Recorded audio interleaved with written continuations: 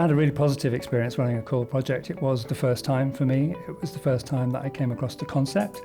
I'd often thought about collaborative engagement between students that I work with students from other institutions. So I was very interested in the potential of the project, and it delivered on lots of different levels for me.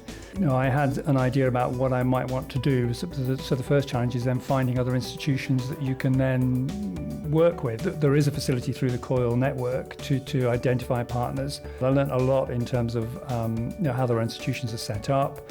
Right down to the fine detail of how students are assessed, the expectations in terms of academic level. There was lots of kind of byproducts, like useful bits of information, in the same way that there often is when you talk to anybody, somebody that you work with across a desk, but it's not actually that much different when you're talking to somebody who works 5,000 miles away. So the students are really having to learn how to engage in genuine teamwork in a way that perhaps more closely mirrors what they might expect in industry. Students often will say that they don't like group work. This is essentially group work on an international scale, but most of the students that I spoke to at the end of the project would not say that it was group work. They said it was an international project, and that they felt they were bringing that they were taking that away from the project.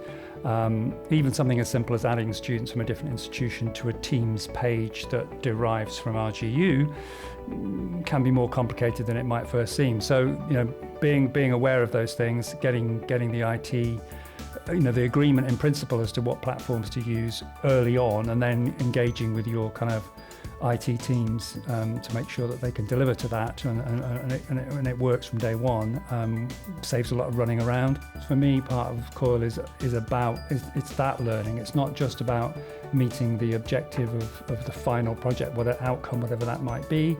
It's about engaging with the different issues that come along. UArctic and the countries that are covered by our association there, lend themselves really well to that kind of natural world, environmental science, wildlife tourism, nature tourism, activity tourism. The module that I'm thinking about creating a new COIL project for is on activity tourism. And that's of huge importance as a market to lots of different countries, be that winter sports in Norway or Sweden, or whether that be sort of more water-based activities in places like Denmark or East Coast USA, Canada. So I think sharing those experiences from different destinations, all of the learning that's involved in that can be shared with other people who are ultimately going to be delivering those opportunities within our industries.